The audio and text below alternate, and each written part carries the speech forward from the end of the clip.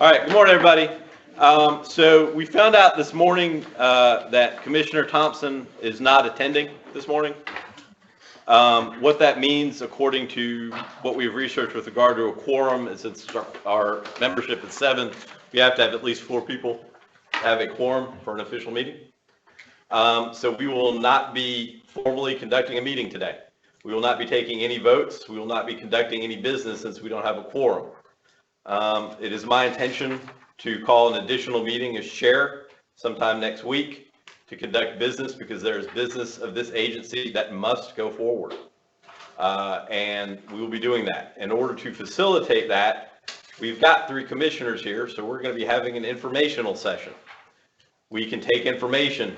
We're just not going to be doing any motions, taking any votes or anything like that. So I apologize to those of you who made this trip. Commissioner Thompson did not make us aware that she was not going to be attending until most of us were on the way.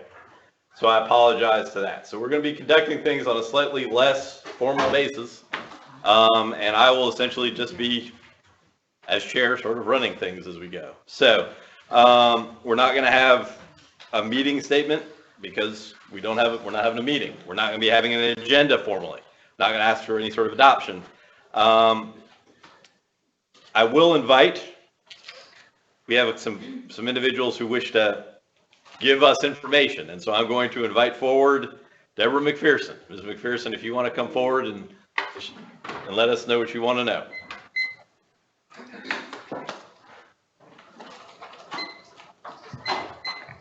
Good morning.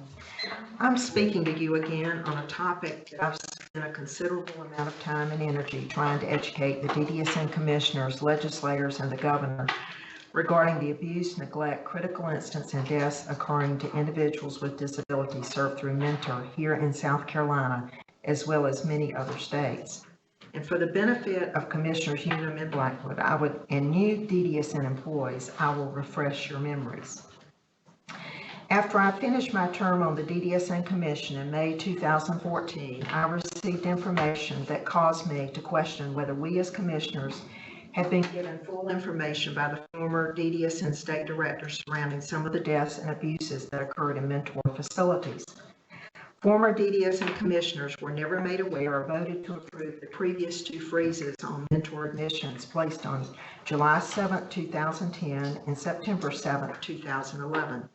The Greenville News confirmed this fact when it reviewed the commission meeting minutes that showed that the commission did not go into executive session for the purpose of discussing a contractual matter in the months of the freezes or before or after the freezes were placed.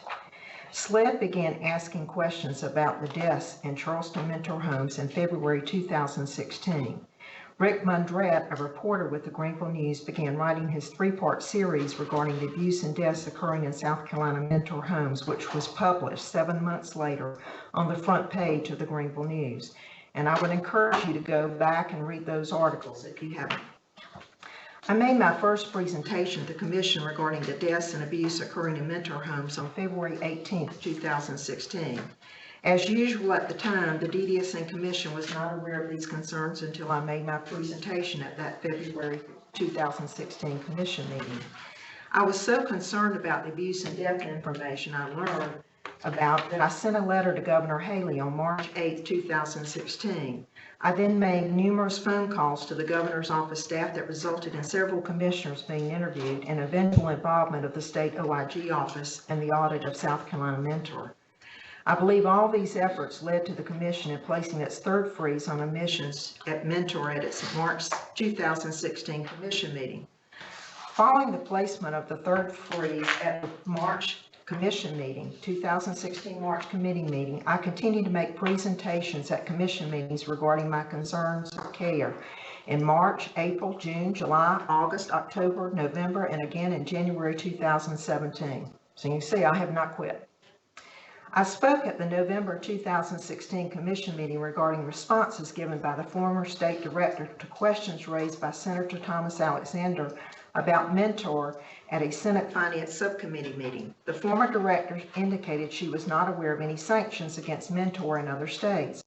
However, U.S. Senators Hatch and Wyden sent letters in April 2015 to all state governors requesting information about the state's foster care contracting practices with National Mentor Holdings because of deeply disturbing news articles that focused on what appears to be serious deficiencies in the foster care operations. Investigators later found that children in the company's care died at a rate 42% higher than the national average. Following this letter, Mentor pulled out its foster care operations in 5 states, and a lawsuit was settled in South Carolina for $500,000 in 2015 involving foster placement at South Carolina Mentor. In February 2019, I reported to you the arrest of 2 employees working at a Mentor facility in Richland County for neglect, exploitation of a vulnerable adult, and intimidation. I also reported to you the settlement of a wrongful death claim in Richland County in a Mentor home monitored by DDSN for $5 million. The consumer had called his mother complaining that he was thirsty and the staff would not give him anything to drink. His mother repeatedly tried to call the group home to ensure he was given something to drink, but each time she was unable to reach someone at the facility. She left messages, but her son was discovered to be unresponsive in the yard at the Mentor group home. He had been left outside in the hot sun in 93-degree weather, had blisters on his skin, a cut to his forehead, and a large rash on his stomach. And her son was declared dead that afternoon with a core temperature of 106 degrees. I did not learn of this lawsuit until I met with Senator Harpootlian about the South Carolina Adult Health Care Consent Act. I brought to your attention that the U.S. Senate Committee on Finance launched in April 2019 an investigation into Mentor Network facilities in Iowa and Oregon in response to multiple instances of abuse and neglect, and in one case, an apparent death. Mentor in Oregon and Iowa are being required to provide 6 years of abuse and state investigations, name positions of staff, staff-to-client ratios in these facilities, and training records to the Senate Committee. I called Senator Grassley in Wyden's office this week to learn that the report has not been issued yet. Finally, Commissioner Thompson recently asked DDSN staff for data regarding A&E arrest and allegations, substantive administrative allegations, critical incidents, and deaths in Mentor facilities. That data for this fiscal year showed that Mentor's high management consumers, which make up 80% of the consumers they serve, have a much higher rate of A&Es, critical incidents, and deaths compared to other high management providers in the state. A&E arrests were 8 times higher, substantive administrative allegations were more than 2.5 times higher, critical incidents 2 times higher, and deaths were more than 4.5 times higher. For the remaining 33 non-high management consumers served by Mentor, the data also showed these consumers did not fare so well. This commission has a duty of care to consider this data before lifting the freeze on new admissions to South Carolina Mentor. No money can replace a life or reduce the suffering from neglect and/or abuse. Would you allow your son or daughter to live in one of these homes? How many Mentor families have been given the option of having their child's money follow the person so they might return home or choose another provider with a better safety record? Now change subjects on case management.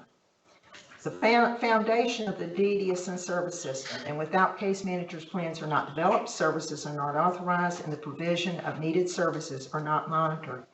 It has a direct impact on the quality of life of people with disabilities and their families. Case management has a direct impact on the finances of this department and local providers. Each month, we hear additional providers deciding to discontinue providing services because they can't financially make it.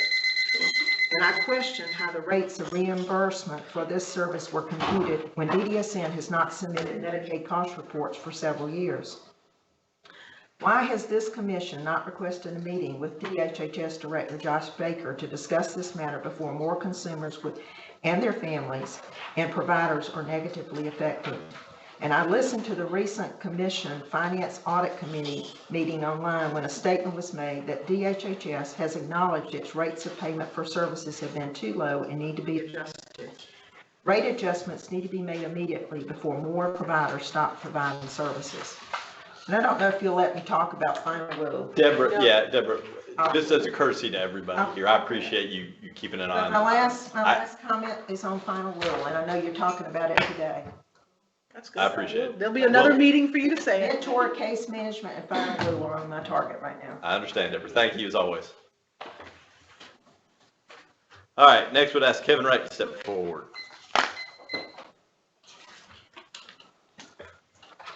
Here's some information for you. Thank you.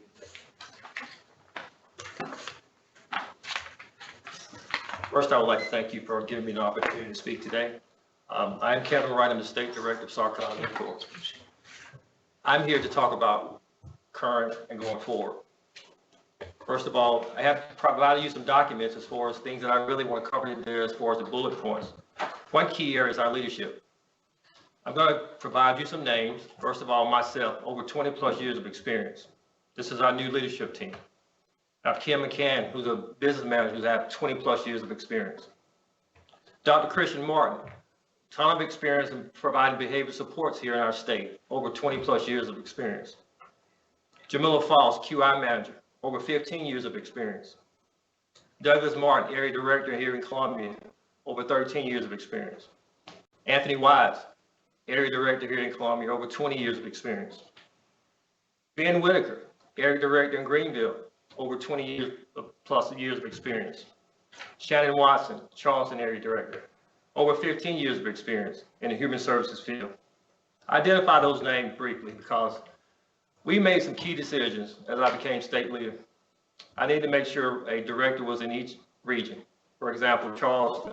Shannon Watson now manages Charleston, so we no longer have joint leadership where area director in Columbia manages Greenville as well as Columbia. Ben Whitaker manages Greenville. Key reason is to make sure that I receive valuable information timely.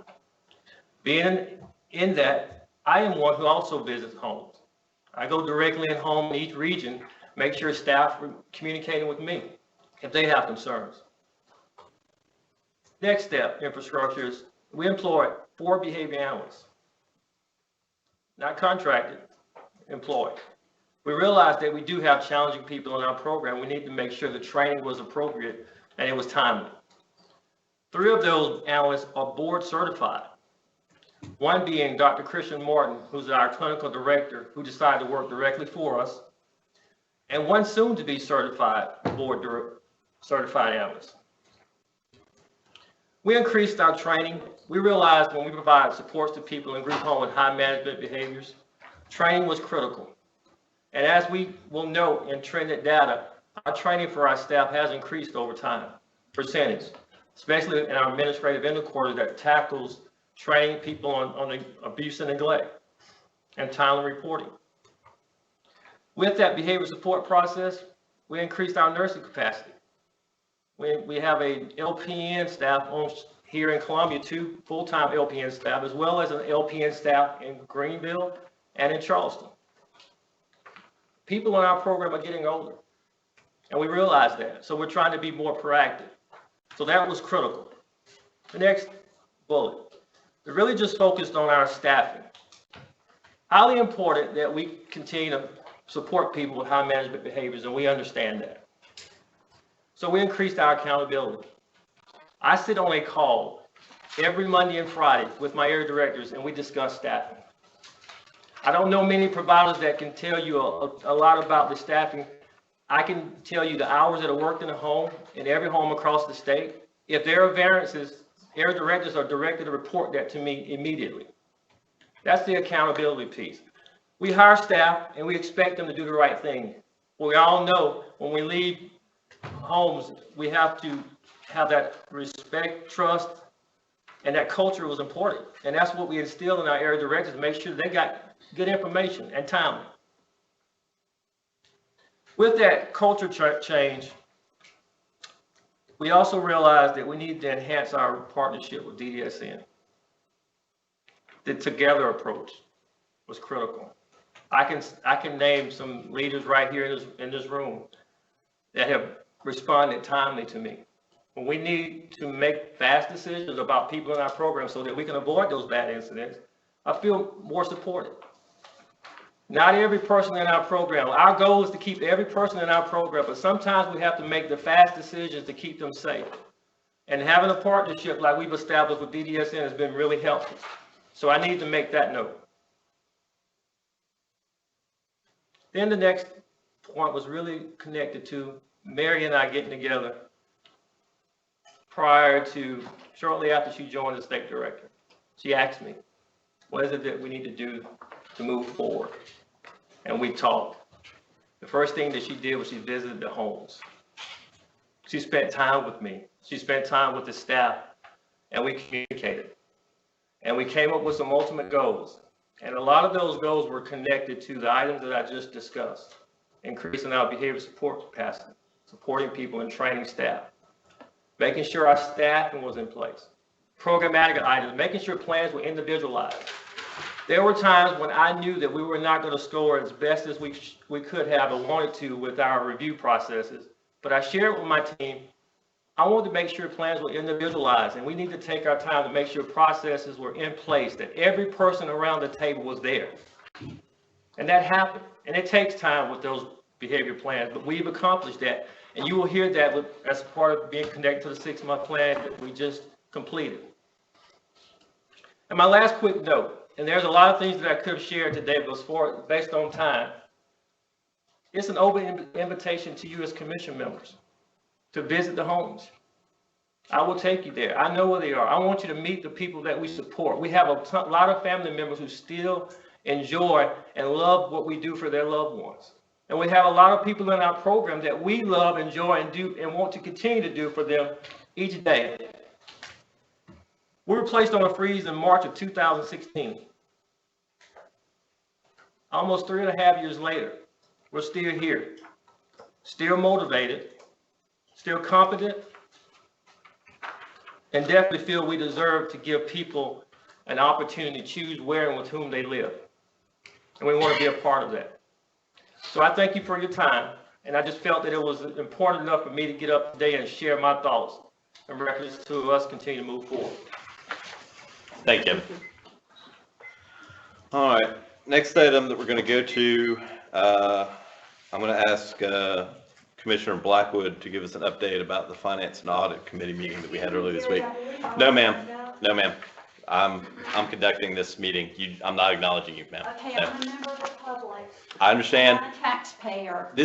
I'm running this meeting. Yes, ma'am. You're fine. To speak. Yes, ma'am. And I'm moving I on. wanted to go on the record. You can put it on the I record. signed up to speak. Can you tell me why I wasn't allowed to speak? I'll be giving an update later, Ms. Harrison.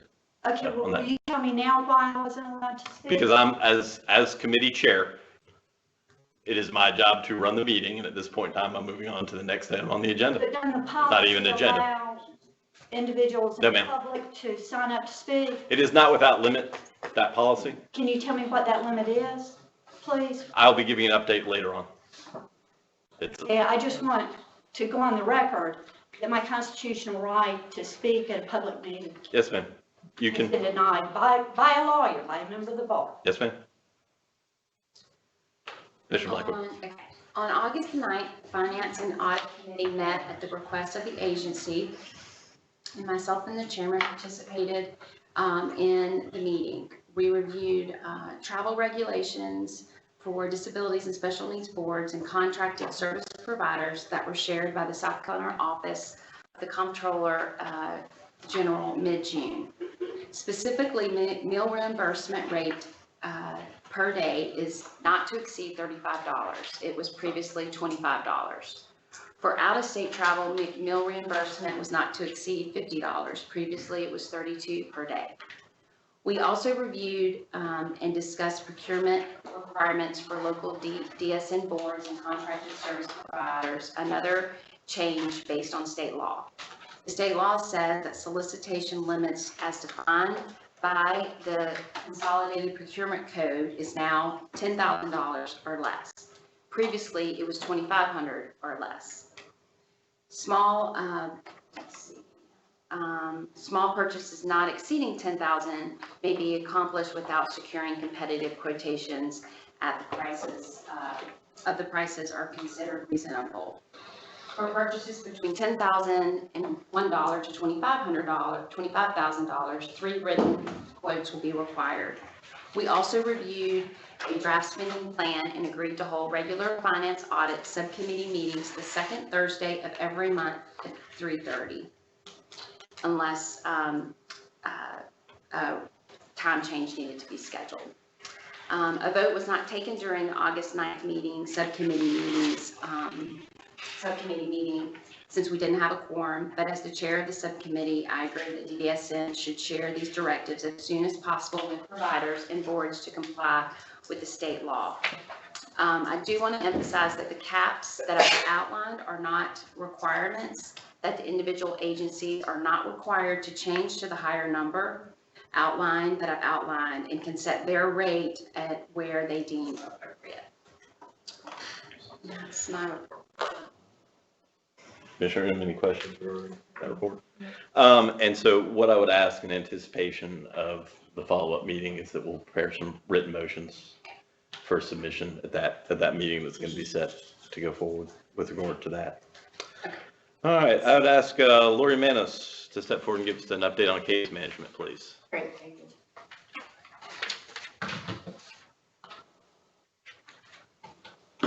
All right, I appreciate you guys letting me talk to you today about the case management implementation.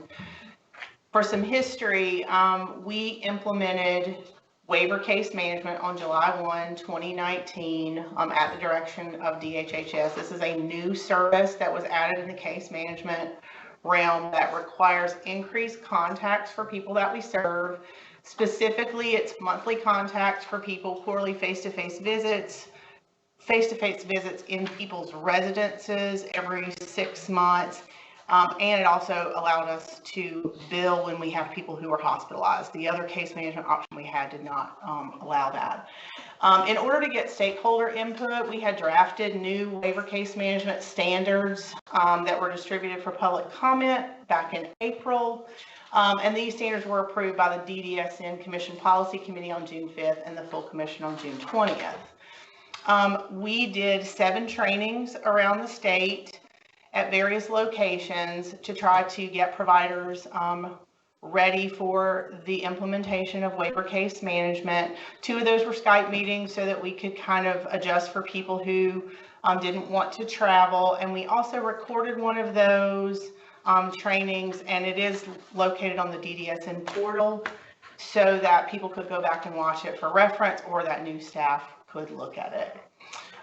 One of the major things that happened with the implementation of waiver case management is that DHHS implemented market rates for waiver case management. The previous rates were $162 an hour for case management with travel and $156 per hour for waiver case management without travel. Those rates were reduced to a market rate of $100 an hour for case management with travel and $62 an hour for no travel.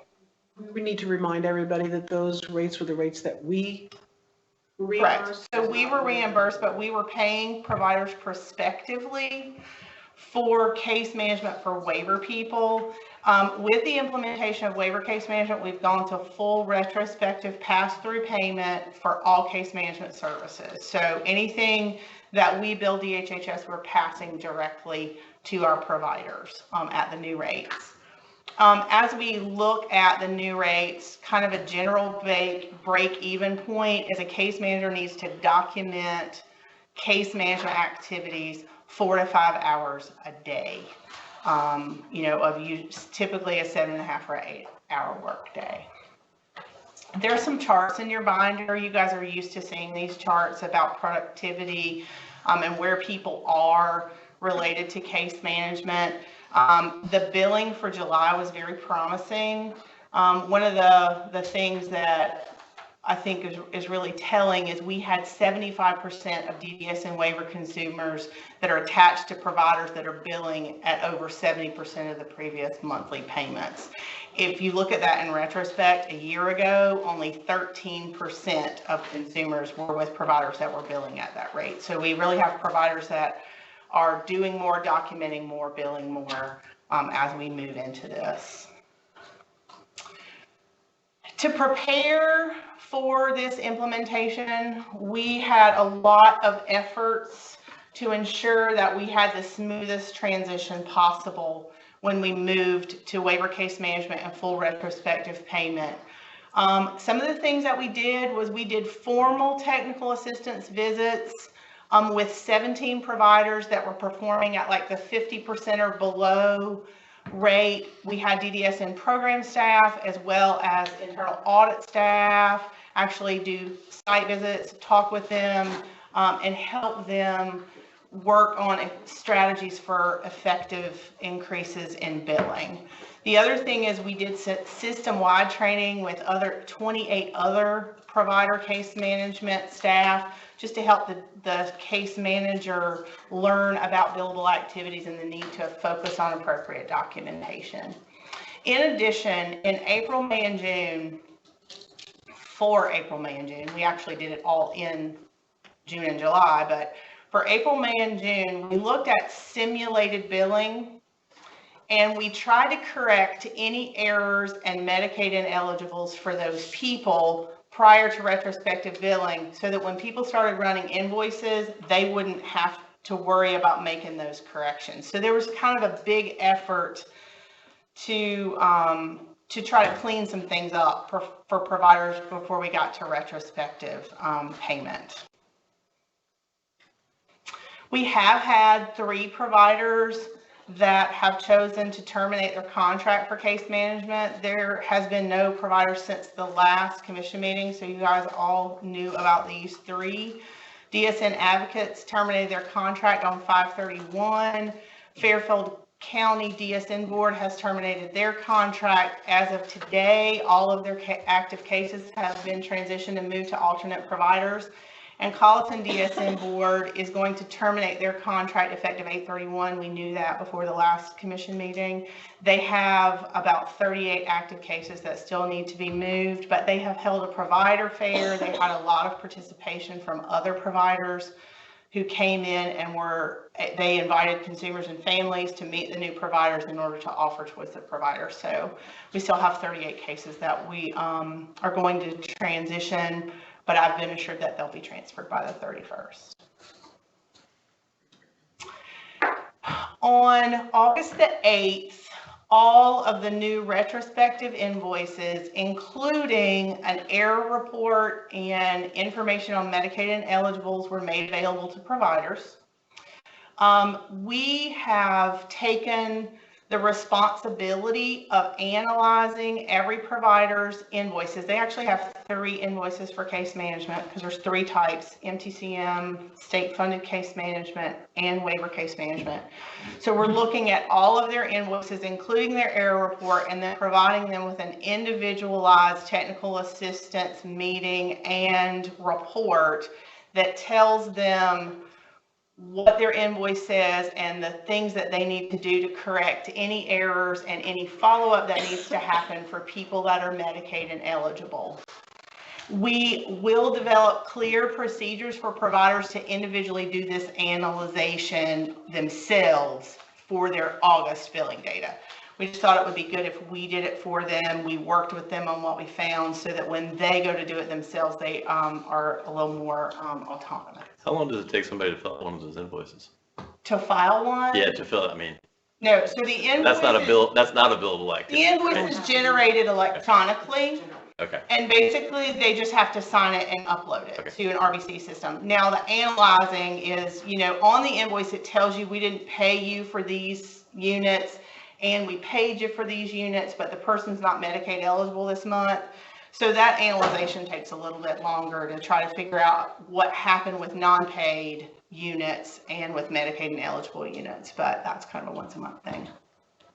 Some of the things that we found in the July invoices is in waiver case management specifically, the average revenue per consumer has grown from $55 per consumer in May 2018 to $107 per consumer in July 2019.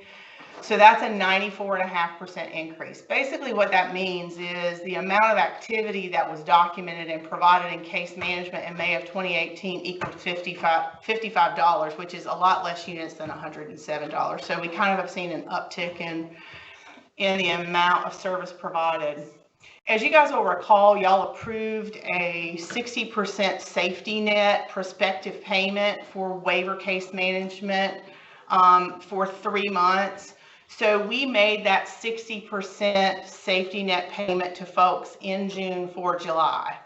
86% of providers build more than that 60% safety net. So they'll be getting additional funding for waiver case management. There were 6 providers that did not meet the 60% safety net, but most of them were very close. You know, they're kind of in the 50s. They need a little more work, and we'll kind of target to help them.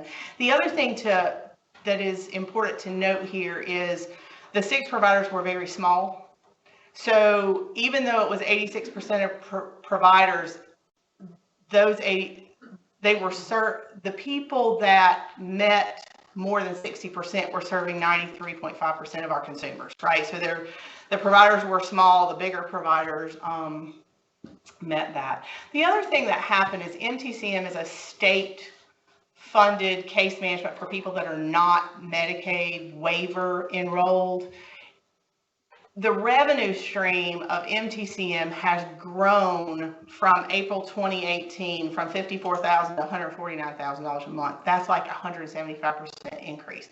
So people are not only doing more work for waiver consumers, they're also doing more work for the people that are not enrolled in the waiver. Even though that service was already retro paid, I think people are paying more attention to it now and actually doing increased activities with those folks. When we look at the billing errors and the Medicaid ineligibles that are included in those invoices, we're actually really pleased with the percentage of folks that had non-paid units as well as paid units for Medicaid ineligibles. The chart below kind of outlines that. The thing I'll bring your attention to is that middle number, the percentage of units not paid due to wrong template. So when we implemented waiver case management, it requires the case manager to use a different template in their app in order to get paid correctly. So people had kind of a little learning curve with doing the correct template. The good news is all of those units are correctable. So they will be able to go in, that's part of the analyzation of their invoice. We're telling them for that 6.4% in MTCM and 0.48% in waiver case management, if people will correct the errors the way we tell them to, they will actually get paid for those units. So it'll increase the amount of their revenue for July. They'll just get paid for it in their August invoice. So again, that's kind of an opportunity for increased revenue. Another opportunity for increased revenue is after July, we actually ran a report of people who were enrolled in the waiver that didn't have any case management activity during the month of July. The reason we did that is because effective July 1, monthly contact is required. So there should be some kind of reportable activity. We found that 4% of waiver consumers from a statewide perspective didn't have any contact in July. So that's concerning on a couple of levels because number one, it's lost revenue. You know, they didn't do their monthly contact, so they didn't get paid for doing anything.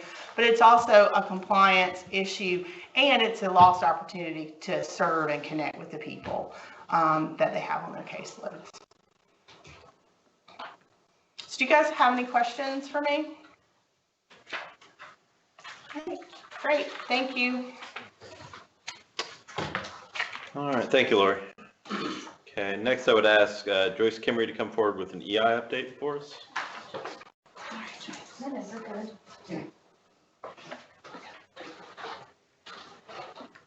I was wondering if I'd be tall enough to see above the podium.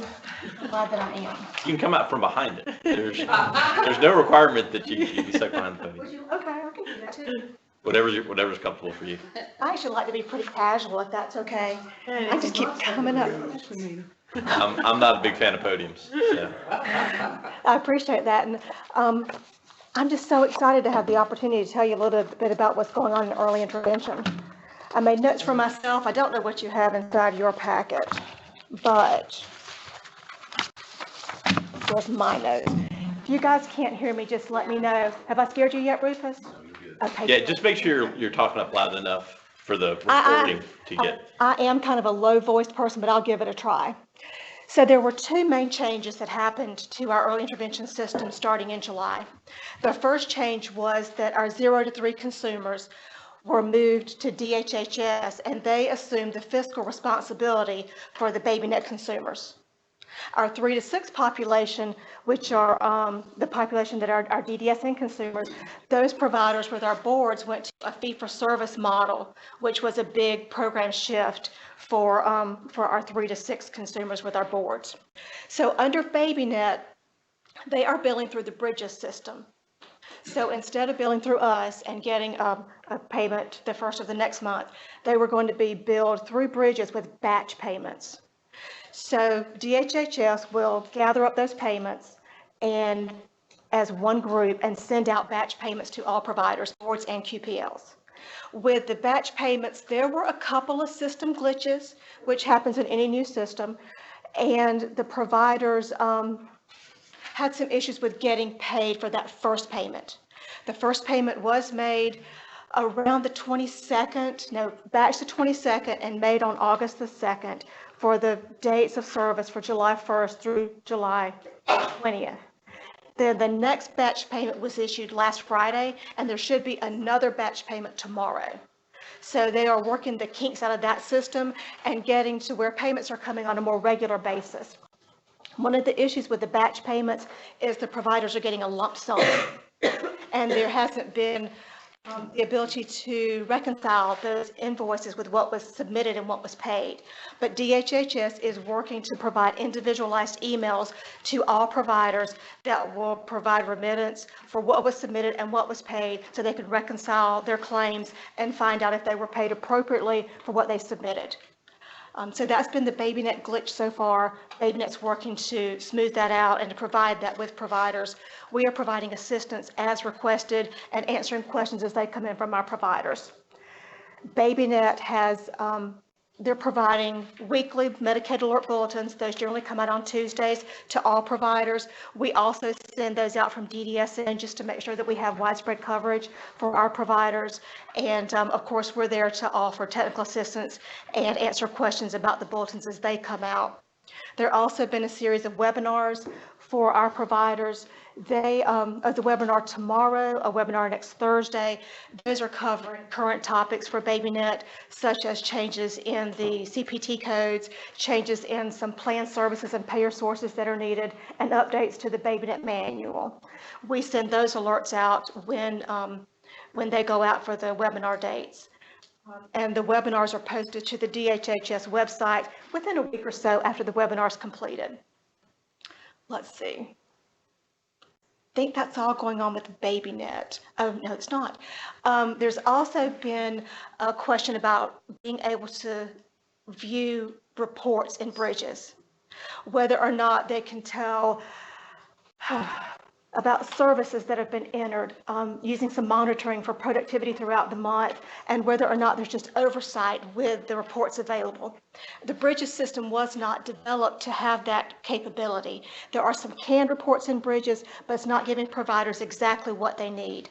So what we've done is we met last week with IT staff from here, IT staff from DHHS, the Director Baker was there, Jennifer Buster was there, and we met to talk about what we can do to assist in the reporting capabilities. So DHHS's IT team is working with Bridges developers and with themselves internally to see if they will have the mechanism in a timely manner to provide the reports that our providers need. And if not, then DDSN is offering our support from our side in order to give our providers the reporting access that they need. Some of those things they want is just to know what are the estimated units that they've billed and to monitor that throughout the month in real time, which is something they could get from their app in real time, CDSS historically, but not in Bridges. So that's where we are with BabyNet.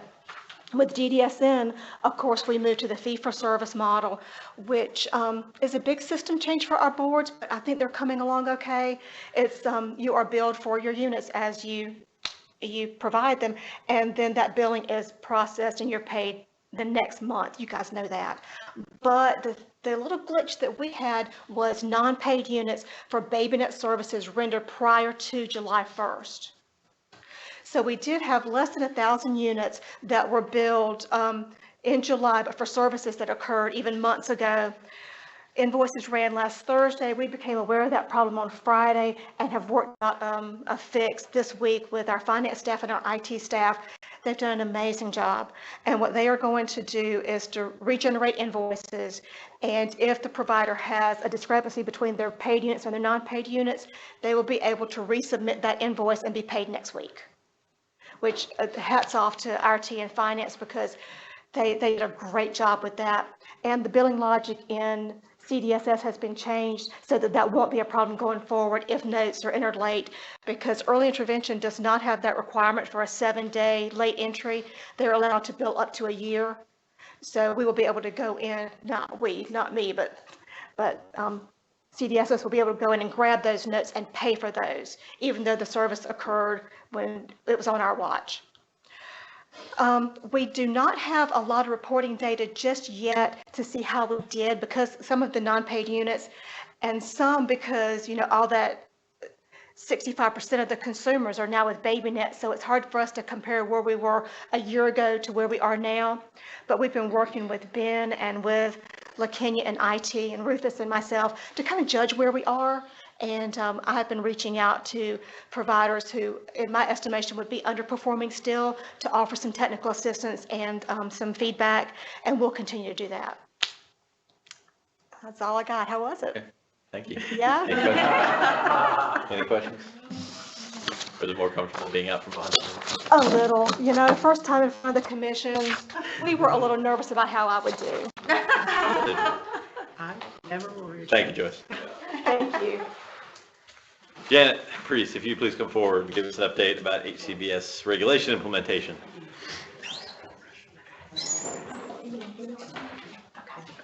And you're welcome to come out from behind the podium as well. No, thank you. I like the podium. Good morning.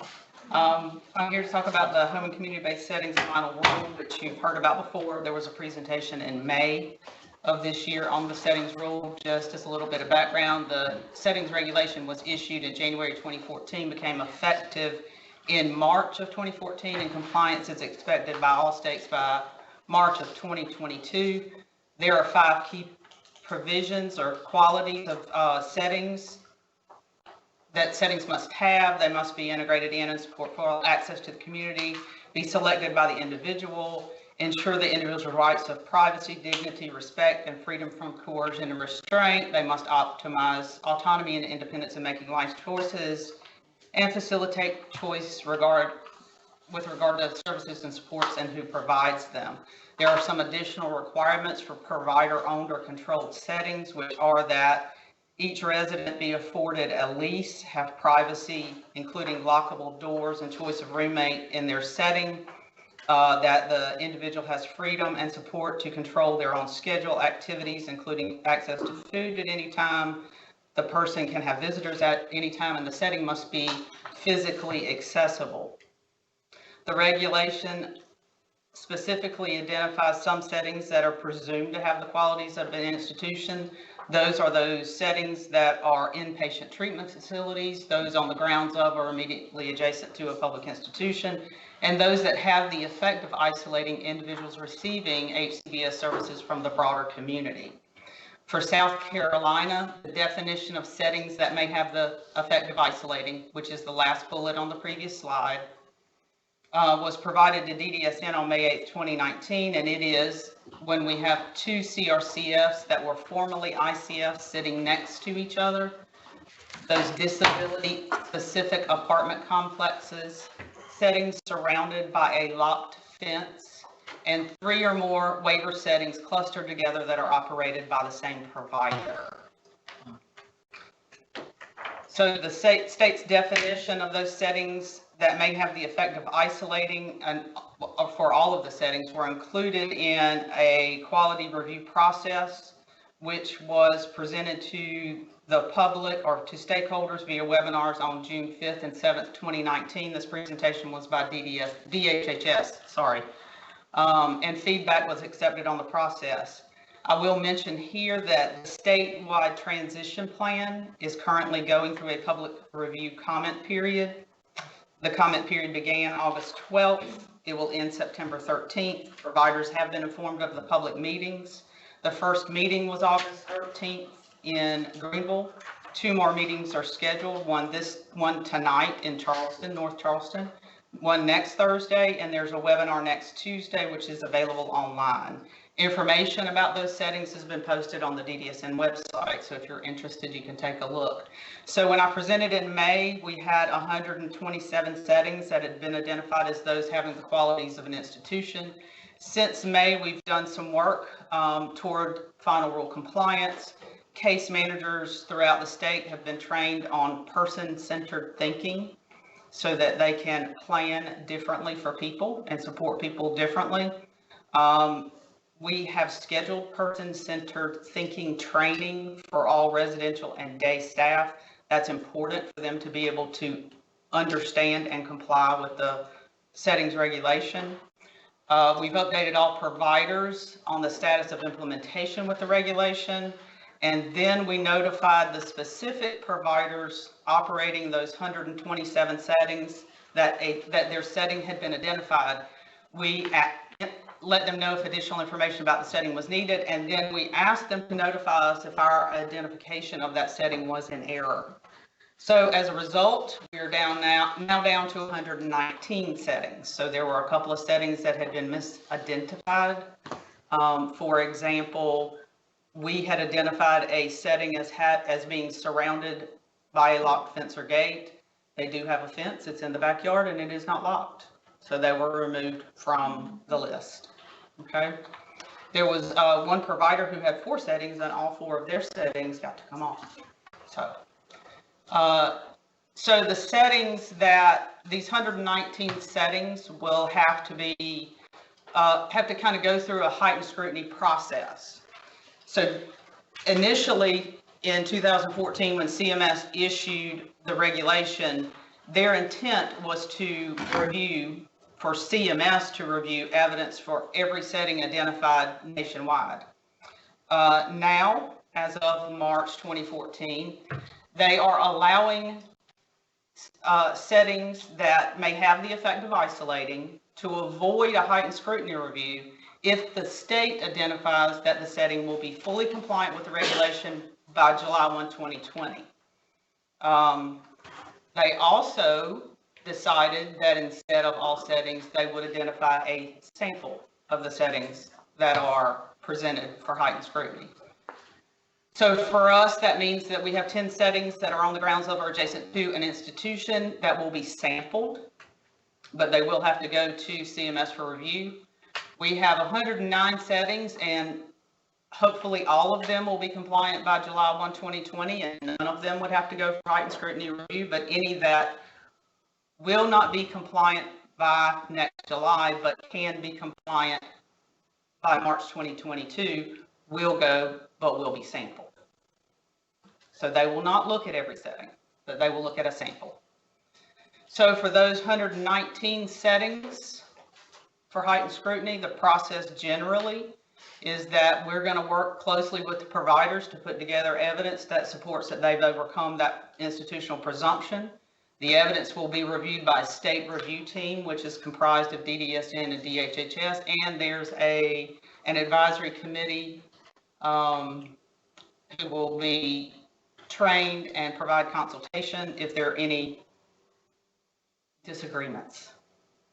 For the 10 settings that are on the grounds of or adjacent to an institution, if the state level review team agrees that the setting has overcome the presumption, those settings will go to CMS, and CMS will select a sample for actual review.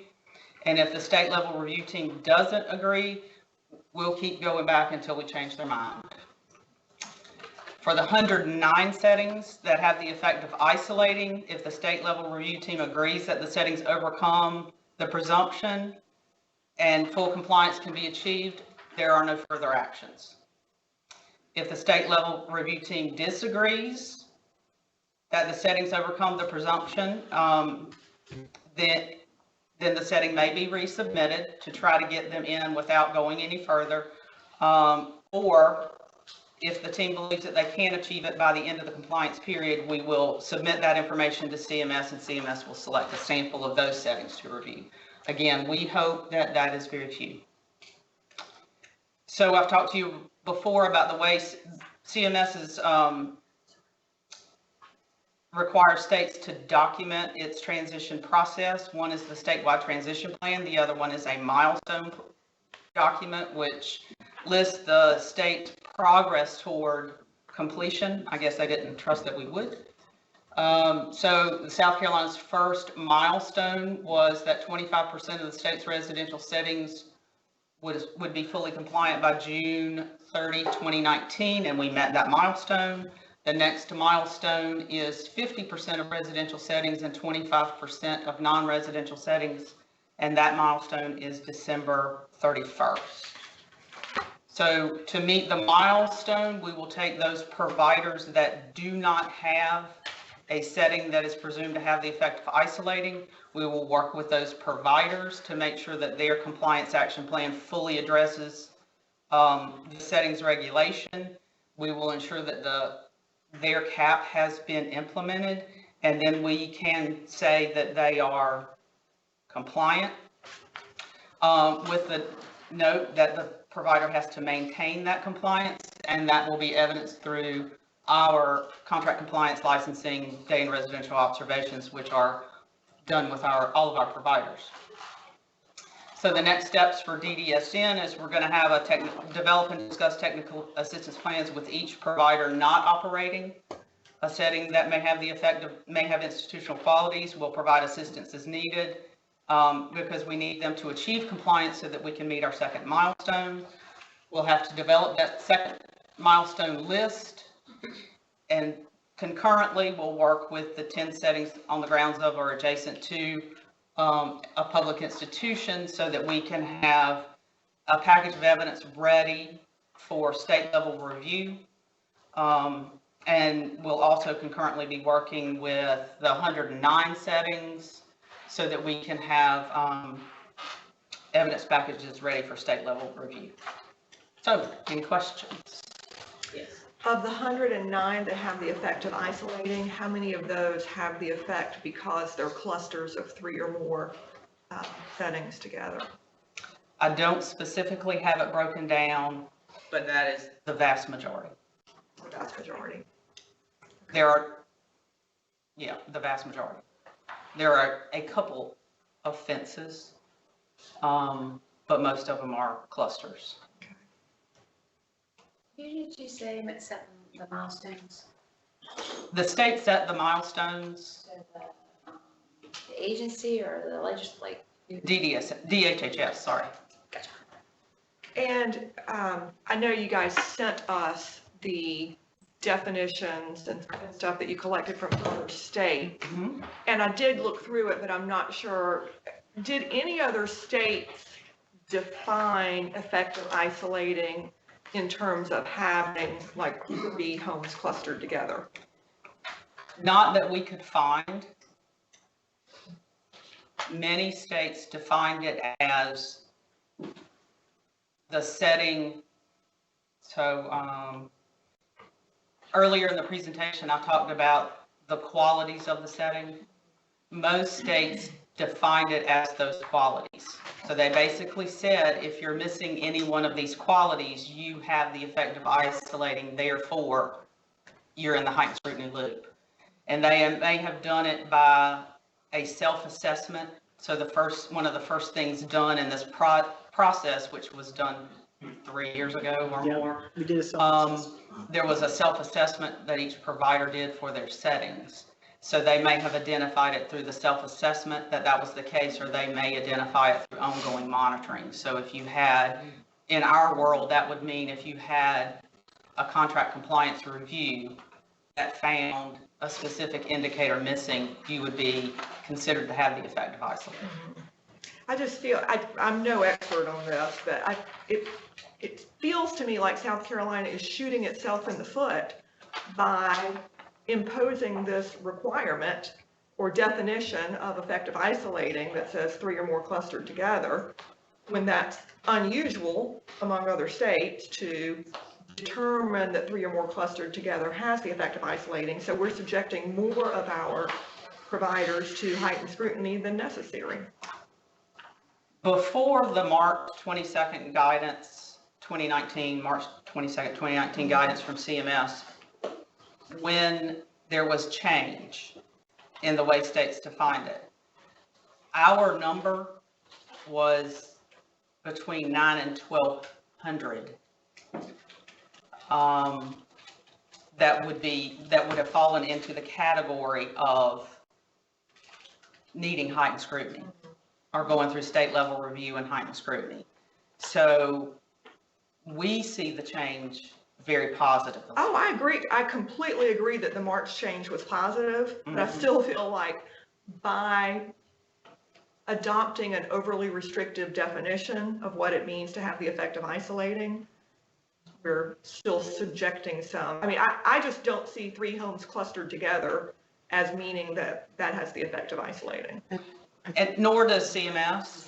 It just says it's presumed to have. Yeah. You've got all these people living in one space and it looks funny, but that doesn't mean that you can't overcome that No, presumption. I get that. I get that. It's but you gotta very go through the easy to process. mitigate, it's much easier to mitigate that than some other, where that definition could go. Because that definition could easily blossom, and this is actually bringing it down to something more tangible for people to understand.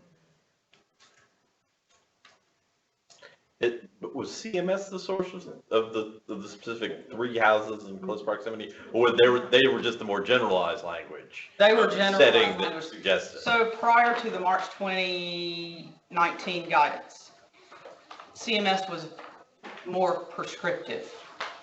So in their guidance to support the regulation, they described some settings that were institutional. So the fencing and the gates and that kind of stuff kind of came in that earlier guidance. And they talked about farmstead communities, clustered communities, that kind of stuff. So that language it was not a requirement, but it was part of the guidance that CMS kind of gave as examples to states as ones that should be considered. So, you know, also initially in this process, 2 were co-located and that was considered clustered. So now we're at 3 or more. As a matter of fact, one of those clustered locations is 4 plus 4 together is one that we were able to remove because they appeared to be clustered, but they really weren't. So they are all on the same street. But in between the first one and the last one, there's barber shops and churches and private residences and everything else. So we were able to prove that they were not actually clustered.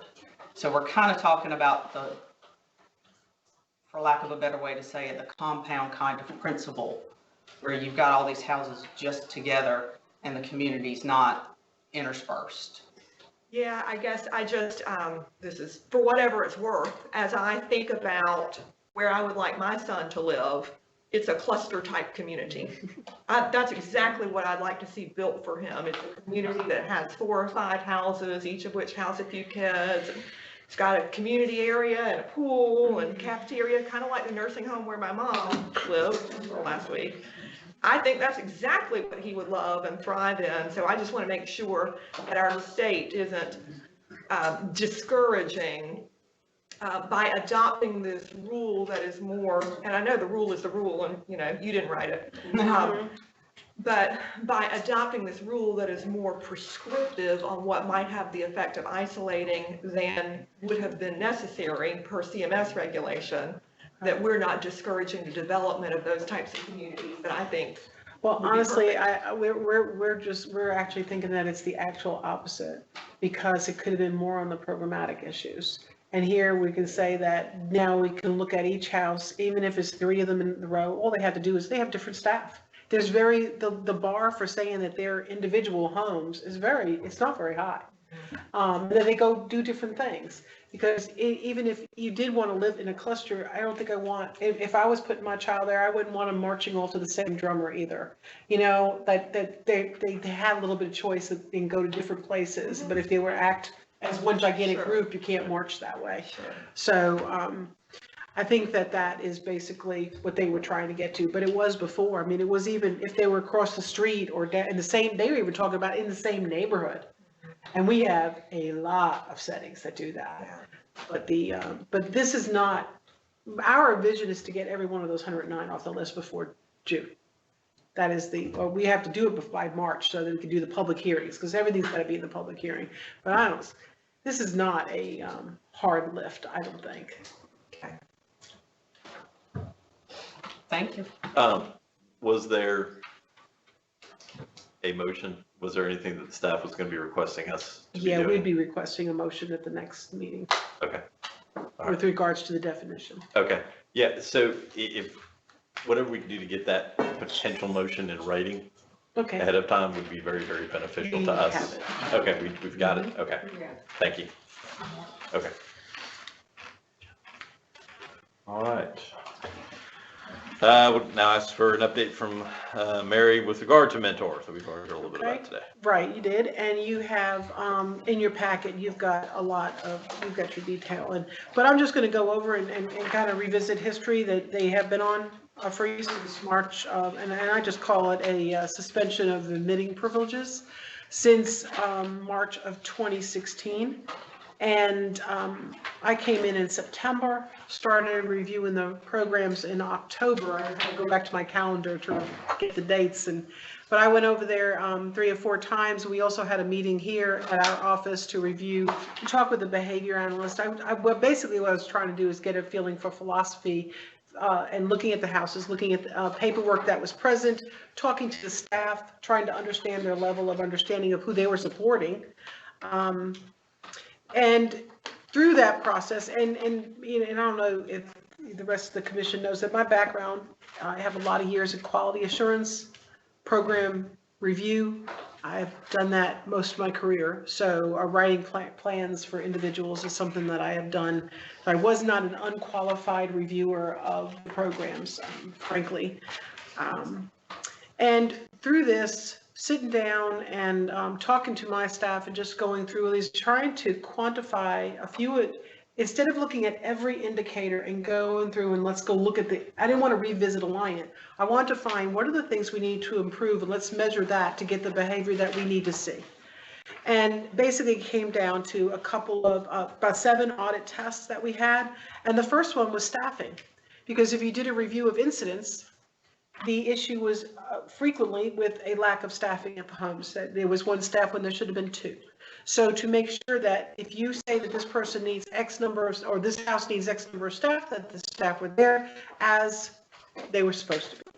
So we did that. That was one. The second one was functional assessments. I found a lacking in a good assessment process that transferred into their plans. And which means that the staff there, when you ask them questions, couldn't really give you a good understanding as to what kind of care they were supposed to give. And that is always important. To me, that's a tool in the toolbox for staff. They need to know that. So we looked at that. The next thing was the behavior support plans. Not only that they were dated and that they were signed and that, current, but that the behavior support plan gave some direction for the staff that was in the homes to be able to translate that plan into actionable work with the individual. So, and more so that, not that it focused on the behaviors. I mean, Lord knows, you ask the staff what the behavior is, that they know. But what are the things that you're supposed to be teaching this individual to help them replace those behaviors? Because you can't expect someone to give up a behavior without having a replacement for it. Because it's their tool to get done what they feel they need to get done. And so what you always want to give them is better tools. So, if you're going to quit smoking, frequently people will gain weight because they replace that with eating. And so I have no excuse. I don't smoke. So, but that was one of the things that we want to make sure is that not only were these plans done properly and that the assessments were there like they were supposed to be, but also that translated into their residential support plan so that the individual actually trained on something they needed to train on. Versus what we found was your typical learning to cook something. We found the brushing the teeth or the flossing of the teeth, and that stuff is not what this person really needed. They needed not to hurt other people. So we need to give them tools to do that. So that was one of those things. And that was, not outside the realm of what you're supposed to be doing in our regulations, but it was probably a new way of looking at how do I apply one part of what I have to do with another part of what I have to do. The other thing was when I was reading the files, a lot of those individuals, I think I looked at 2 folks and it was like bipolar disorder, schizophrenia. There was some serious mental health issues that if you asked staff that were there, they could not answer questions about, well, what does it mean to be bipolar? Or what does it mean to be schizophrenic? Because we just are DDSN and we worry about the intellectual disability, but people are more than that. And one of the recommendations was that they thoroughly, considering the experience of their behavior support team, they had in-house expertise to actually train on these issues. So we suggested that everybody get individual training as part of OJT in the homes based on the conditions that they needed to know about with that individual. And it would be the same for a high management medical home. If I had somebody with congestive heart failure, as a staff person, I'm not expected to be a doctor, but there's probably some symptoms and things that could happen with someone with congestive heart failure. It's like if they gain weight overnight, 2 or 3 pounds, we got a problem because that's fluid retention. And so that staff person needs to know that we're going to weigh them every morning, and if there's a huge change, I am going to do something about that. So if we see a change in X, Y, and Z in this person with schizophrenia, we know that we're probably going to have an issue coming. But staff can't be forearmed if they're not forewarned, and that's what we were trying to help them with, and that's why I was doing that. So training on that. And then unannounced visits to come in and make sure that we've done all these things. Was basically part of our plan. I think I also missed one. The risk management committee, because that's such a big issue, that not only were they discussing, yes, we had this incident and we're moving on, but that they're discussing the incident, saying what can we learn and do better from this, that stuff's going to happen. But how you respond to something is informed by how well you review what happened. And then come up with a plan to say, you know what, we didn't think about training in this area, or we didn't think about maybe we need more staff in that house. Or sometimes, I hate to say it, but if you're dealing with paranoid schizophrenia individuals, more staff is worse than less staff. Because if there's too many people talking, they're seeing more things that you're talking about me. I'm the problem.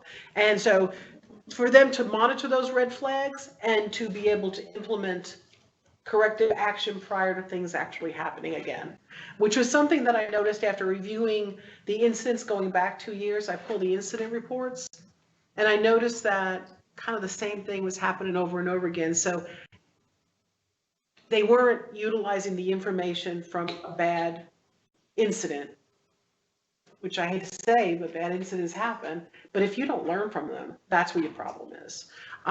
So that is something that they were also being monitored. So we sent in staff.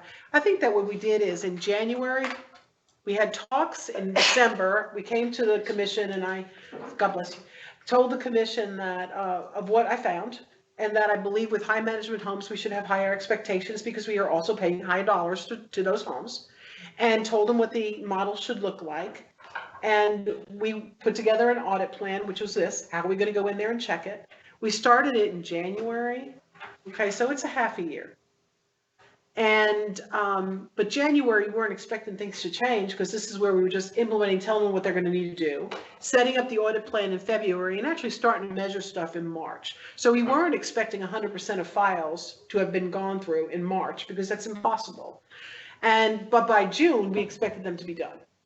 So we did that. And we have shown that they have met every one of the requirements and every one of the audit procedures at 100%. We will continue to do unannounced facility checks at a higher ratio than we do just, but we're doing that for all high management homes. So when we come to our meeting, and then we're going to have an actual motion presented, I'm just going to offer you some options of what you can do. You could basically maintain the freeze if you so choose. You can lift the freeze if you so choose. You can maintain the freeze, kind of, but permit mentor to remain in South Carolina.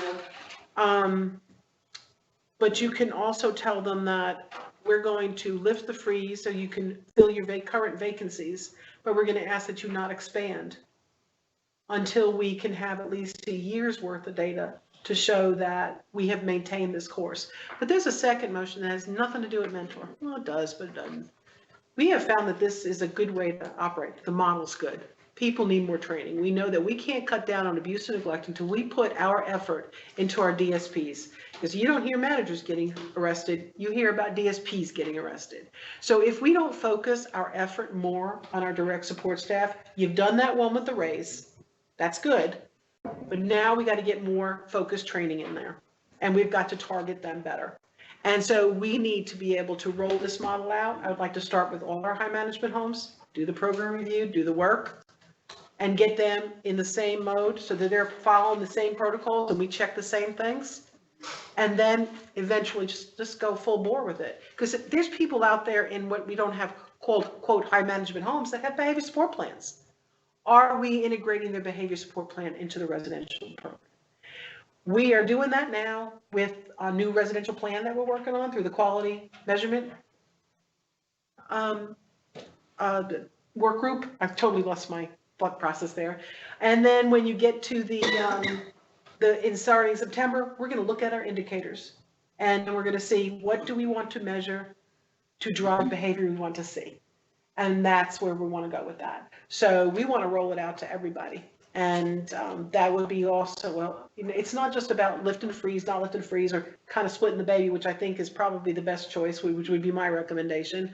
But also, I would ask that the commission support us rolling out this kind of protocol to our other, first starting with our other high management providers and then moving it through the whole system, and just kind of, with the goal, ResHab is training, with the goal that we actually give people tools to get a better life and not just stay static. And we're just going to make sure we stay out of the newspaper. You know, final rule compliance is more about programmatic issues and that hearts and minds of our providers and our direct care staff. So that's where we'll be going on whenever you hold a meeting, or if even it's the next meeting that we do that. Okay. With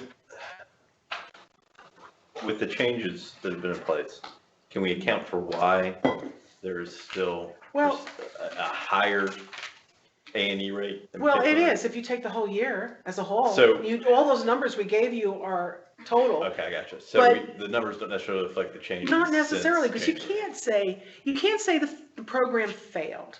We can't even count January, February. I mean, we're just starting there. Yeah. And the HAP scores fell for the year, because I've heard that being mentioned too.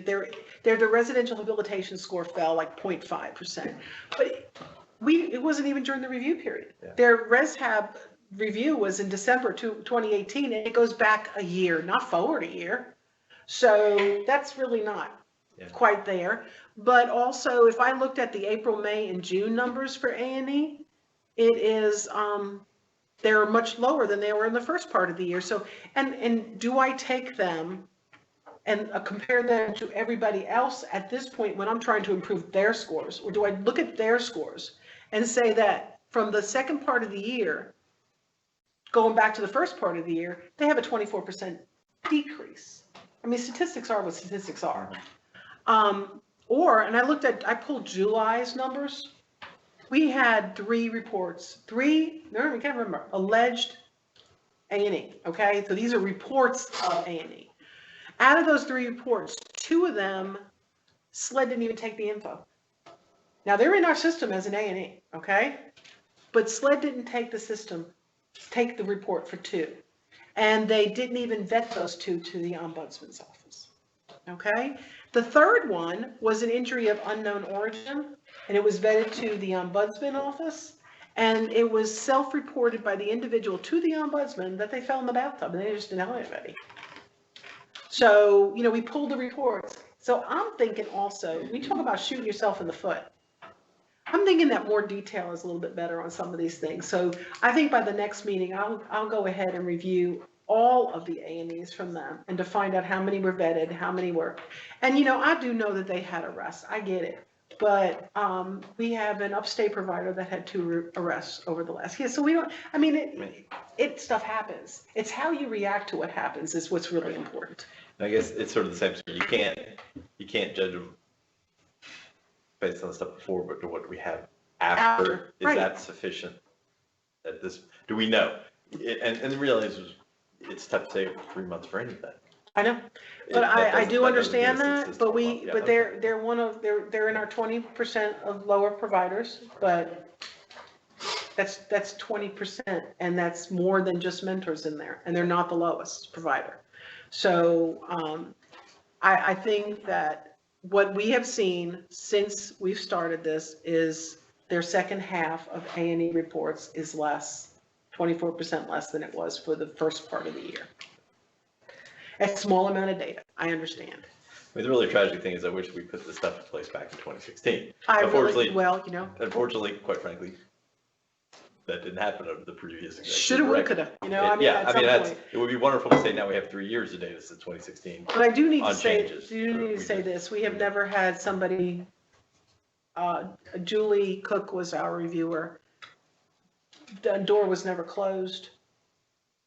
They come back later, they didn't shuffle, you know, I mean, and the warts and all. Yeah. Because we hit a bump in April that, you know, we realized that all those BSPs weren't gonna be done, and our progress was like 25% this, 25, and they didn't make a benchmark, but it was because they were doing the work, and sometimes you hit a roadblock, but by the end of it, it was all done. So I'm just, you know, but I do believe that this is something that we have just uncovered that we have to do for everybody. And it's just, especially when we're paying top dollar for the service, we should be expecting, there should be some expectations, but that's kind of on DDSN because it wasn't in the contract. It wasn't where it needed to be. So I think that there's a lesson to learn for everybody. So as we go forward and we build these regs and we build new service definitions, and if we are doing acuity-based care, that we build those expectations into that now as we go forward and we get tighter with our definitions on things. And I can see that as absolutely going to have to happen. Okay. Any other questions, comments? Okay. All right, last item from up here that I was going to take up was this question of public comment, and here's what happened with that.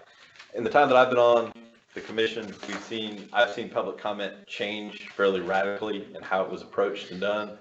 So through Mary, I requested that Mary have staff particularly give an opinion with regard to how that was done. Through our general counsel, went back and looked at the previous minutes with regard to how public comment was set up. So what I found is this: before 2009, there was no public comment section. That appeared to be created in 2009 by the then sitting commission members to allow, what the focus at that point in time was to allow family members to bring issues before the commission that weren't being addressed by staff. That was the primary purpose as stated in those minutes. Specifically in those minutes, it was stated that it was not ever intended that public comment be for the purposes of attorneys coming forward, particularly attorneys who had cases either existing or immediately pending or immediately past pending to address the commission. That was done for a number of years. At some point in time, after I joined the commission, the then sitting chairperson changed that policy and began to allow attorneys who have pending cases or immediately past pending cases take and be given access during the public comment section. It doesn't appear like other commissions even have public comment sections. We're somewhat of a unique organization, a unique thing, and they just don't. The Highway Commission doesn't have a public comment section where they let people just come in and talk to them. It's my opinion that as a public meeting, we are not a public forum. It's not a constitutional rights issue. There are plenty of forums for people to have their say about what we're doing. That's not what this commission is for. So based upon the fact that previous commission members or previous chairman had just said, we're going to allow it, I'm going back to what was in place from 2009 to 2014, which is, it's my intent with regard to public comment to go back to the policy that was in place at that point in time, as far as having the chairman regulate who was allowed to come forward in public comment. I want to emphasize this has nothing to do with individuals. This has nothing to do with certainly our provider network. I don't want any changes there, but it is my intent to make that change. And again, if anybody wants to make a motion with regard to that, I'm happy to hear that as well. But at this point in time, it's always previously been completely regulated by the chair. And so that's my position. And that's where I'm going back to, based on what was done before. And you were saying that the attorneys that have cases against DDSN, is that specifically the age? Okay. That's what it said in 2000. It's pending or immediately past pending. That was not the intent of the public comment, was to allow those attorneys to come forward and use our meetings to state their positions. I don't have a motion at this time, but I like the public comment and I'd rather have it open. I'm just stating, you know. And that's what I'm saying. There wasn't ever anything done in the minutes to specify exactly how that was going to be handled, other than it was noted that way. So that's a change that I'm doing as chairman, and I'm bringing it out so that there can be further discussion and a motion. Yeah, and I'm good with that. That's the way I think it should be handled. If there's. Okay.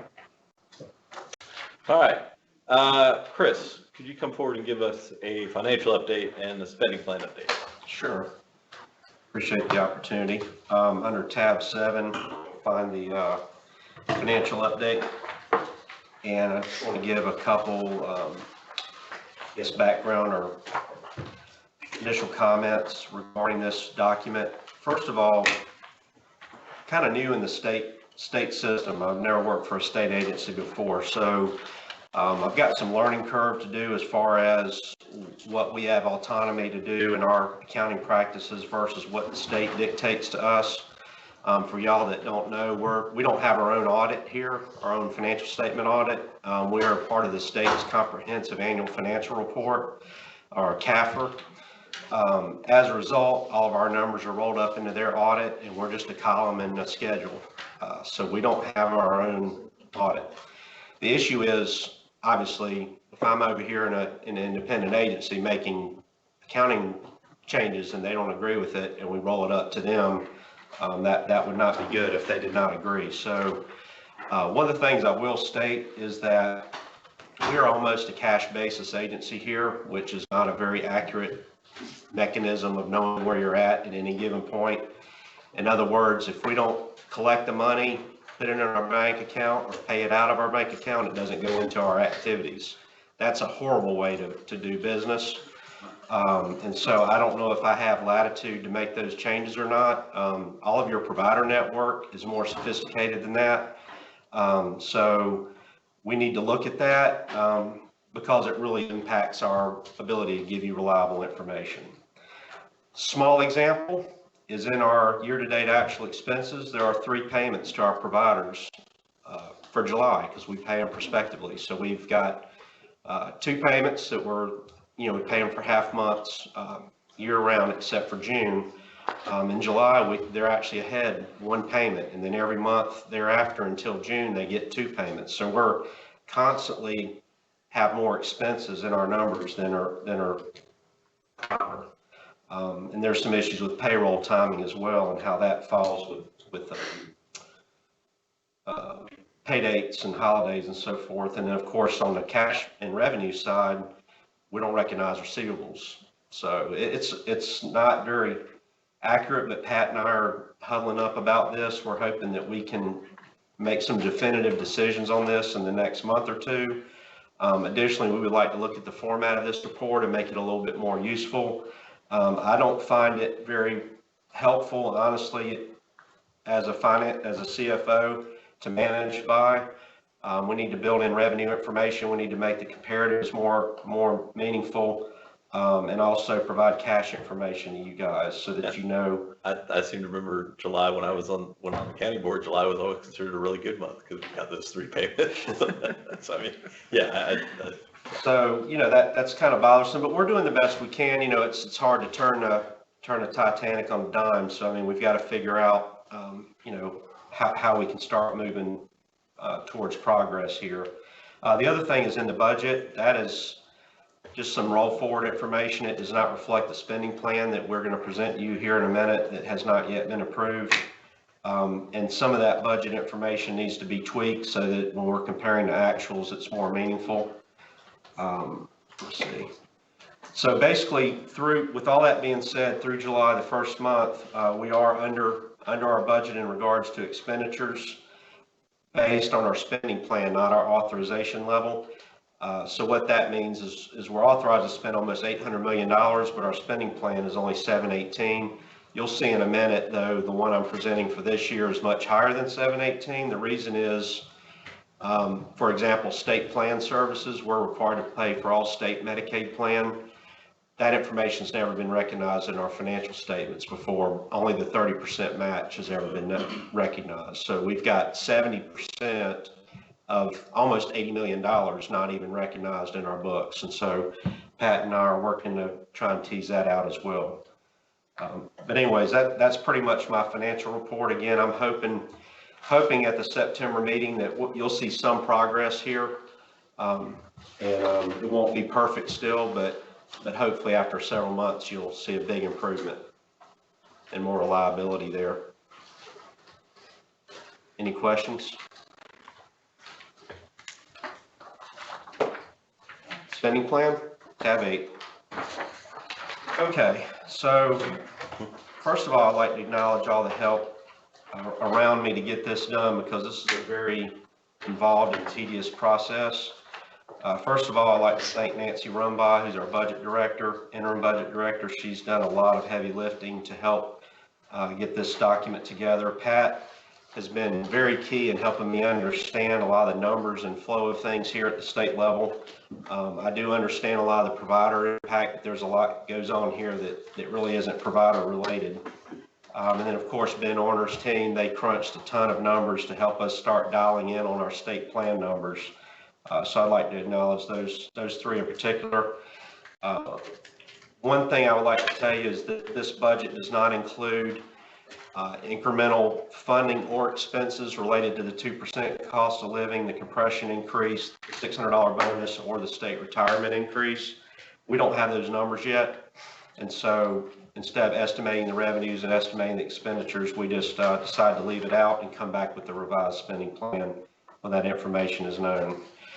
We've also built in, and I don't think this has been done in the past, but we did build in some additional funding for some waiver slots and vacant beds to hope that we can build that into our budget. Net vacant beds, for example, when y'all approved the commission packet, which is my starting number on the expenditures that you got, that did not include funding for vacancies. And so, we're projecting that at least 20 of those are filled net during the year, so that we have 20 less vacant beds by year end. And of course, an increase in waiver utilization. We see waiver climbing, in particular in-home supports. There's other pieces to waiver as well, but basically respite and PCA and things of that nature. We did put in the state plan cost for the first time, and again, with Ben's assistance and his team, we still aren't super comfortable with the number, but we've arrived at $71 million is what our state plan liability is. And then of course, HHS does provide us a base match for that. It's an estimate, and we don't know if that is adequate either, so we're going to be looking into that. We did project, we've noticed that we have, just like in case management and early intervention, we don't have a lot of discipline in our monitorship of day attendance and residential attendance. That's how we get our money. The states are the providers are paid prospectively. And if nobody attends, we get no revenue. So we've kind of been a little lackadaisical there as an agency, and we're going to start monitoring that and do reporting and trying to help providers really position for fee for service, because that's going to be their revenue in 2 or 3 years. And so even with that discipline, it helps us now. It's actually helping them for the future. We did build in the direct care staff raise, because that is in our appropriation. That's state dollars, and then we've got to get HHS to increase our rates to pay for the federal share. And then we did include $1.5 million in capital funds. Last year we were not able to fund that, so we're hoping this year we can start that again. If you look at the revenues, it's very, very, Pat, I've watched these commission meetings for a year or two, ever since y'all have been in public on the web. He constantly is talking about how the revenues are so complex, and they are. That's where all of our risk is in this model, because again, we're relying on the providers to bill, and then Medicaid eligibility and attendance percentages and so forth. So 65% of our budget is coming through Medicaid, and if we can't maintain Medicaid eligibility and the stats that we need, that directly impacts us negatively, because the boards are still going to get their money. And then behind that, let's see what you actually got in your packet. Behind that is all the details of the Medicaid revenues. And you can see they're netted out from the state match, and at the bottom, we just do a computation to make sure that we're not thinking we have a match when we don't. So if we could fully leverage our state appropriation, there's $63 million of state funds that we're not able to leverage. So we've got to get better at that. And then on the expenditure side, looks totally different than in the past that you're accustomed to getting. Basically, we broke it down into major categories. You can see our community provider information at the top, regional centers, administrative services, waiver enhanced services, state plan, and then other miscellaneous contract items. And so those are all of our projected expenditures. We will need to revisit this throughout the year and come back with updates as we see things change. But this is the suggested spending plan. It nets with a positive 1.3 million surplus, and we hope that we can hit that target. Questions? Thank you, Chris. All right, Rivers, can you give us some information about furniture purchases at the regional center, please? Yes, sir. In tab 9, you'll find estimates for purchase or request to purchase furniture for all of our regional centers. These estimates were pulled together by working with the facility administrators, working with their staff and the folks that we serve to replace dilapidated and broken furniture. And so hopefully next week we can get the commission to endorse a plan to move forward with replacing this furniture in our centers and give the folks that we support furniture that they can be proud of, and our staff is long overdue. It's like 30 years overdue. Did this come out of capital? Good question. We looked at it. We couldn't have one source to fund all of it. And so what I want to do is pull it out of central office operating and leave the center's budget harmless. That's my goal. Where's that going to fit in the spending plan, Chris? You'll find the money. We got to find the money for We this. will. Yeah, you're right. Yeah. It's just, this has been on our agenda for a year now. Yeah. Yeah. So it's just. Anyone have any questions regarding that? Yeah. Thank you. We'll get you an exact idea where that money's coming from. Yeah. That's fine. Thank you, Rufus. Yes, sir. Okay. Ann, if you come forward and give us some information about our quality management. Hi. So in your packets, you have the quarterly incident management report for all DDSN services. It's color coded just to distinguish the community residential programs, day services, and residential center. It's not. We got black and white copies. Oh, I'm sorry. It's okay. Okay. Good intentions. So in summary, you have a 5-year trend report with the number of allegations, the number of reports, the rate per 100, the number of arrests, and the number of standard of care or administrative findings within each setting. So I'd like to just hit some highlights for you, and of course, if you have any questions, please let me know.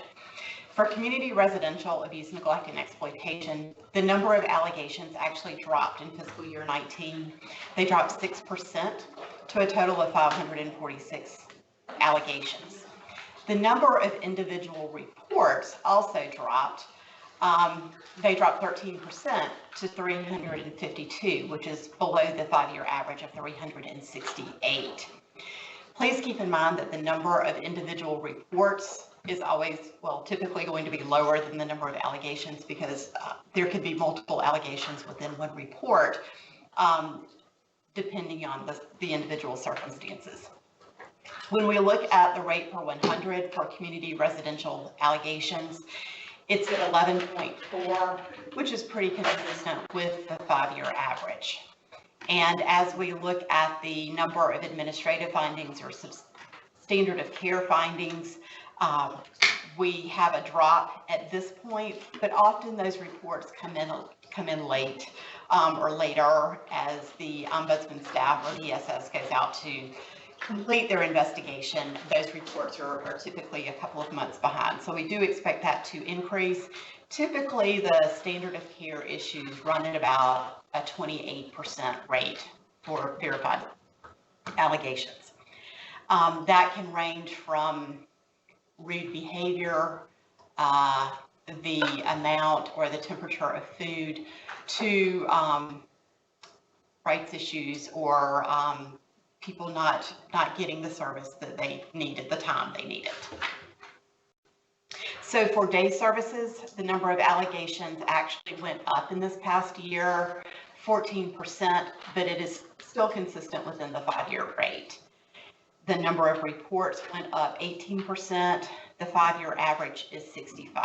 So there, we had a little bit of the opposite effect in day program reporting. We had 2 arrests within day services for fiscal year 19. And our standard of care findings, we had 3 that have been verified thus far. Typically, we have about 5 a year, or about 6% of the total number of reports. Within regional centers, there was an increase in allegations of 4%. The number of reports actually increased 5. And we typically have about 21% of our regional center allegations that result in a standard of care finding. As you know, we've had a lot of public awareness about abuse, neglect, and exploitation reporting in the past year. There's been a lot of discussion about the higher number of arrests which occurred in fiscal year 18. Thankfully, we only had 6 in fiscal year 19 in the community residential settings, whereas we had 20 the year before. So I think some of the increase in reporting is actually reflective of the constant sharing of that information and making people aware of what's been going on. As you look at the death reporting, we had a 6% increase in deaths in the community and an 18% increase in the regional centers. And I just wanted to share a couple of details that are included on the bottom of your handout related to the deaths. 32 of the deaths in community residential settings involved people who were over the age of 70. And 3 of those people were in their mid to late 90s. Let me say that again. 3 people in their mid to late 90s. I think that's a significant number, just as we consider the quality of care that people are receiving in our residential services. I think it speaks to the services that our providers are delivering to keep people in their natural environments, in their homes for as long as possible. We had 12 people with cancer or other known terminal conditions, 15 with respiratory illnesses, and 48 people had cardiac-related deaths. The average age at the time of death in a community residential setting was 63. For the regional centers, 13 deaths were related to respiratory issues and 6 were cardiac related. 20 deaths that occurred in the regional centers were for people that were over the age of 60.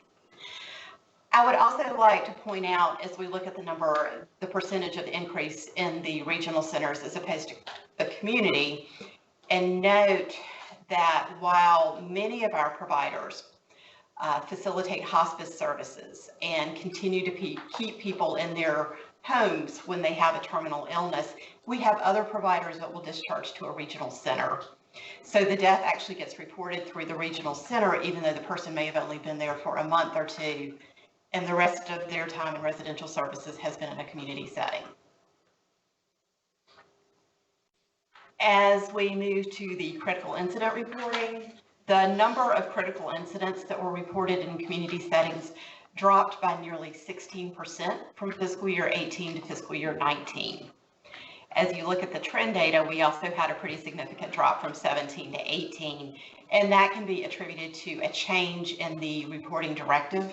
We moved a lot of the former criteria for a critical incident to the general event reporting system in THERAP.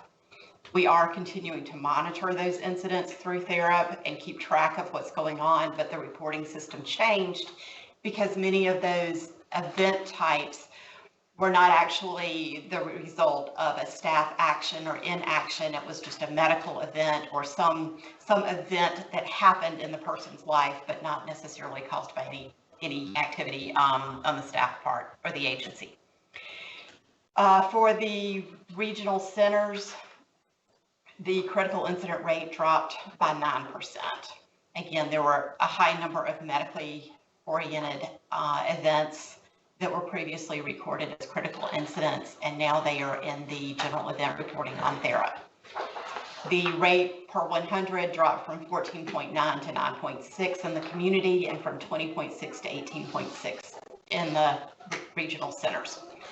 In both areas, we noted increases in choking and intervention by law enforcement, and we are continuing to monitor that. Any questions? The second page of your handout includes a graphic representation of the number of allegations, the arrest, and the standard of care findings, just to help put that in perspective with the 5-year trend.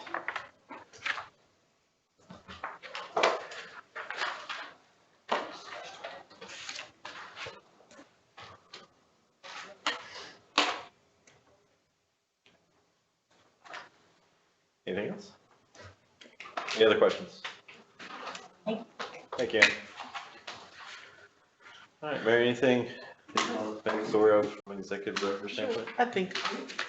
At the July commission meeting, we had new standards for, it's called Employment Services Group. I just rather say Group Employment Services because it's so much easier to say. The standards included a new system of documentation to promote relevant notes, flexibility, and a person-centered thinking focus for employment.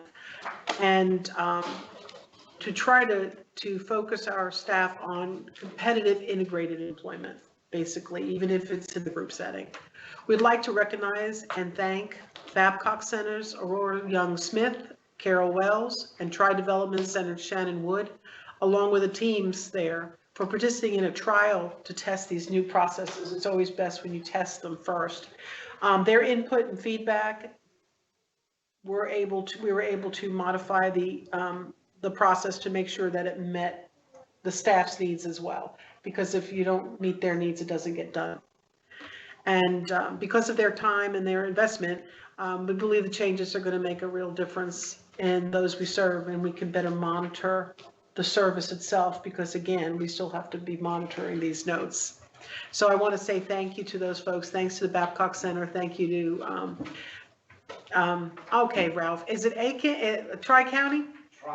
Tri-Development, God almighty, Tri-Development, I just usually call it Ralph's place. Tri-Development Center and their staff for Aurora, Carol, and Shannon for saying thank you so much for doing this, because without your help, we couldn't develop a process properly. And in my director's report on April 16th, I reported that the Office of Investigative General, it's a federal OIG, is in South Carolina. This is something they're doing around the country. They've identified 1,087 ER visits and are trying to connect claims to them to determine whether they're A&E critical related, and follow through to make sure that we have follow-up at the other end of this. And that basically, they've been doing that work behind the scenes since that report. but September 9th through the 11th, they're going to be on site to actually pull a sample of those and look through the documentation. And the time period of this review is for incidents that happened 1/1/2015 to 6/30/2017. So it's not something that happened yesterday. Also, CMS has initiated a new comprehensive survey method that they're planning on actually sending teams out across the country. But the first step of that is a survey that has to be done, right, Ann? 39 pages. 39-page survey, just a little survey. And have you completed that survey? Yeah, Ann's completed it, and we have sent it in, meeting our deadline. We had a procurement audit. Okay, July 19th, we received the result of the procurement audit, and it covered the period, again, January 1st, 2012 through June 30, 2018, to determine if we had internal controls that met the code for state of South Carolina procurement. We did have findings in the area of sole source and emergency procurements, supplies and services. There was one where a price increase was allowed during the contract period without a revision, overpayment of contract, and award posting dates missed. We also have, apparently there's a rule about resident vendors. If you're a company within South Carolina, you get an extra 5% or something added on. That was not provided on bidding schedule. So, but the auditor noted that a corrective action plan based on their recommendations would be fine to meet the code, and that they did not change any of our certification limits. So that plan has already been submitted. And during a meeting at HHS yesterday, Chris, Pat, and I had the opportunity to look over program definitions and assumptions contained in the narrative portion of the Mercer report. I want to tell you, it does exist, but we saw a PowerPoint. So I just want to make sure we all know it exists. But I'm going to tell you right now, we also stopped them. We had serious concerns with the day program definitions and a few of the assumptions with regards to staff ratio, especially in light of the home and community-based settings rule. So we have asked that we receive that narrative portion so we can closely look at the assumptions. A lot of it has to do with the ratios of 1 to 7 and 1 to 10. They appear to be static. But we don't have static ratios at the day program because it really depends on what you're doing and where you're going. And when you go out, a rule, even though the definition says 1 to 7 or 1 to 10, if I'm taking out somebody that in a building that they understand and they know and they feel comfortable in, I might have a 15-minute accountability or an hour. But if I'm taking them out to the mall or to the movies or out on going to visit jobs, it's not going to be 1 to 10. Never going to be 1 to 10. For most of those people, it's a constant visual, so at some point, there's got to be some sort of allowance in there for these ratio changes, and we did not see that at all. We also had a problem with we have to dig into a 5% other cost allowance line because we didn't see any other line item that said transportation, which tells me if you're going to put transportation into that 5% cost allowance, that is not nearly enough. So basically, I don't want to send a system into chaos if I think those rates are going to fall in an area that we are already seeing a loss as far as provider revenue. So that we can't do that. So we're saying that's not adequate. We need to review this and give you better assumptions. And then we are comfortable with the residential definitions and assumptions. I think we might have spent more time on the residential stuff than we did on the other. And then the in-home support definitions, we need a closer review on that, because I want to make sure that the definitions that we have currently as for what the service are actually match the assumptions that they're making in that document. So again, since this is a draft report, we're going over those assumptions and giving them back our feedback so they can go to Mercer and say, look, they don't agree with us. So that's where we are right now. And we didn't. And I think that I have so much to say about the day programs because that's what stopped me in my just dead in the tracks. So we have a budget request that is due September 20th. So you're receiving a draft proposal in a couple of, well, Pat said like 7 to 10 days. I'm just going to say 2 weeks, you will have a draft proposal. But remember, this budget request can be amended all the way through to the actual legislative session. And we've done that before because our ask for those triage beds were really ended up in the Senate proposal, not in the House at all. So we're anticipating on the September 19th meeting, having had that with enough time for us to vote on that, Yeah, right? well, Okay. you're gonna get the draft. Okay. And the providers are gonna get the draft too. We'll put it out to everybody. And finally, we do, and you brought it up in the, your finance audit committee report. The staff respectfully request if the commission chair and the commissioners, since it's just 4 of you, would think about setting standing committee dates and times, because of, especially when we get into this going to hearings and all that kind of stuff schedule, it's very hard for us to just have a meeting on a whim. And I think that we have so much work that has to be done. And you see, as Chris is explaining different financial documents, it is imperative that we have an audit committee meeting. And we are proposing that they meet on the more we can meet, the less we have, that the length of the meeting could be so much shorter. So if we could just a monthly meeting for both those committees, the policy and the financial audit would be just, we would really appreciate that. Okay? Any questions for Mayor? Okay. Well, folks, I think that's, anybody else have any questions for anybody? Okay. So thanks for the information for everyone. Everyone appreciate you hanging out. Thanks.